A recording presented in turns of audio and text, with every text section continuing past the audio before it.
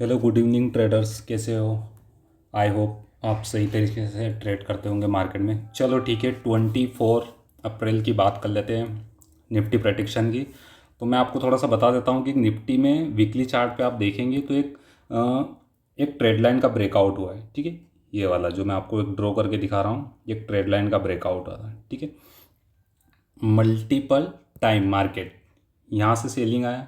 ठीक है, फिर इस ट्रेड लाइन को फिर रिस्पेक्ट किया ऊपर एक स्विंग हाई की तरह, और फिर लोअर लो बनाया।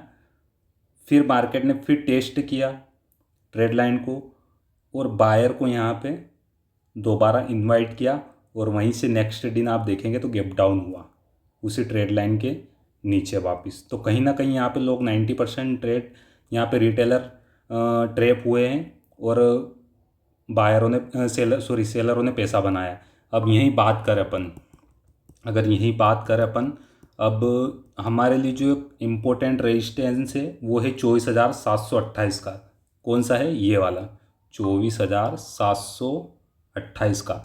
यहाँ से मार्केट एक बहुत ही शानदार तरीके से सेलिंग प्रेशर देखने को मिला था। अब इसी के आसपास मार्केट आ चुका है, जो कि यहाँ से हमारा जो रेजिस्टेंस है वो कितना दूर है यहाँ से, समथिंग समथिंग मैं बता देता हूँ।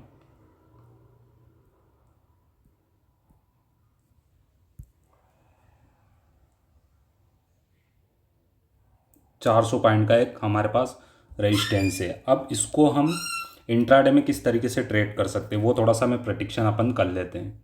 ठीक है, अब आ जाते हैं अपन 15 मिनट के चार्ट पे। तो आप देखेंगे मैंने कल क्या बोला था कि ये जो हमारे लिए रेंज है इम्पोर्टेंट, कौन सा? ये वाला रेंज। इस रेंज में अगर मार्केट ओपन होता है और कहीं ना कहीं नीचे इस तरीके से सस्टेन होके आता है, तो कहीं ना कहीं परसों के जो ओपनिंग मूव है जिसका लो लगा हुआ है, यहाँ तक का हम टारगेट बना सकते हैं। और अपसाइड में थोड़ा सा ये हुआ कि मार्केट गैप अप हुआ था, वहीं पे अगर देखा जाए तो एक 15 मिनट के चार्ट पे हमको एक नेगेटिव कैंडल बनी। ठीक है, ये वाली नेगेटिव कैंडल बनी, जिसका हम ऐसे लिए रख के यहाँ पर ये ऐसे रख दे, और यहाँ पे एंट्री बनाकर हम इसकी क्लोजिंग तक का हम टारगेट ले सकते थे। ठीक है, अब कल के दिन की बात कर लेते हैं अपन। ठीक है, कल के दिन किस तरीके से मार्केट में काम करना मैं वो आपको बता देता हूँ थोड़ा सा। ठीक है, अब हमारे लिए ये बहुत इंपॉर्टेंट रेजिस्टेंस हो गया। कौन सा वाला? इंट्राडे की बात कर रहा हूँ मैं। ठीक है, ये वाला रेजिस्टेंस, ये वाला रेजिस्टेंस है हमारे लिए 24,356 का। कौन सा है पहला रेजिस्टेंस? कौन सा है हमारे लिए कल के लिए? 24,356। ठीक है, ये रेजिस्टेंस मार्केट कल के दिन किस तरीके से वर्क करेगा वो मैं आपको बता देता हूँ।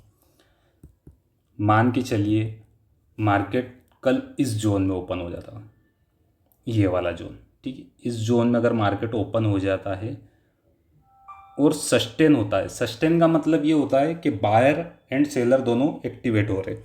अब जो भी एक्टिवेट होंगे उसके बाद एक रेंज डिसाइड होने के बाद जिधर भी अप या डाउन का एक ब्रेकआउट या ब्रेकडाउन होगा उसमें हम एंट्री बनाएंगे। अब थोड़ा सा यहाँ पे क्या है कि सस्टेन होने के बाद 24,350 को अगर क्रॉस करता है एंड रिट्रेसमेंट के दौर पर हम यहाँ पे एक एंट्री बनाएंगे। ठीक है, एंट्री बनाएंगे जिसमें हमको टारगेट मिलेगा 100 से 150 पॉइंट का हम टारगेट ले सकते हैं। कितना? 100 से 150 पॉइंट का हम टारगेट बना के रख सकते हैं अप मूव का। ठीक है, सेम यही कंडीशन नीचे की तरफ अप्लाइमेंट करेंगे। कल के दिन मान के चलिए कि इसी रेंज में ओपन हो जाता है मार्केट, और नीचे की साइड 10-15 मिनट ऐसा रेंज बनाए और उसके नीचे अप साइड का मूवमेंट करें, और रिट्रेसमेंट के दौर पर हम यहाँ पे सेल पोजीशन बनाएंगे, यानी पुट बाय कर सकते हैं, जिसका टारगेट हमारा ये रहेगा जो आज का लो एंड परसों का क्लोजिंग। ये परसों का क्लोजिंग कौन सा है हमारे लिए? 24,135। कौन सा है? 24,135। ये हमारे लिए सपोर्ट का काम करेगा।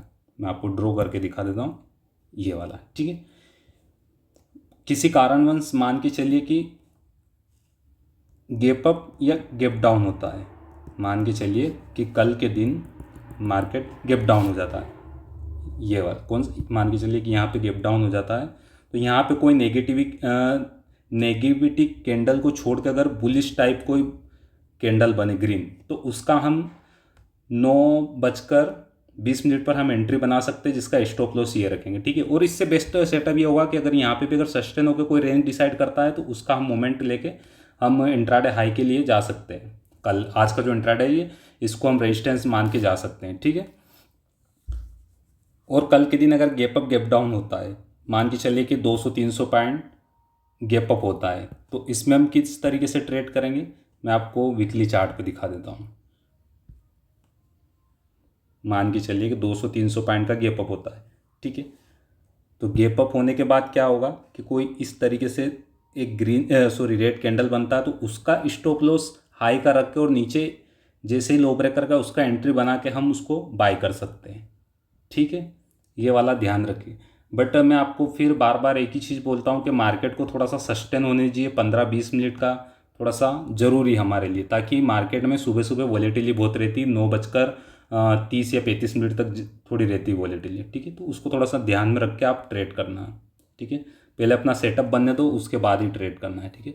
और मैं थोड़ा सा आपको बता देता हूँ कि अगर मेरे 1K सब्सक्राइबर हो गए, कितने 1K, यानी 1000 अगर सब्सक्राइबर अगर कंप्लीट होते हैं तो मैं आपके लिए एक बहुत शानदार मार्केट में एक ऐसा सेटअप लेके आऊँगा जिसमें आप 10 बजे के पहले पहले आप फ्री हो जाएंगे, या 10:30 बजे तक ही आप फ्री हो जाएंगे ट्रेड करके, ठीक है।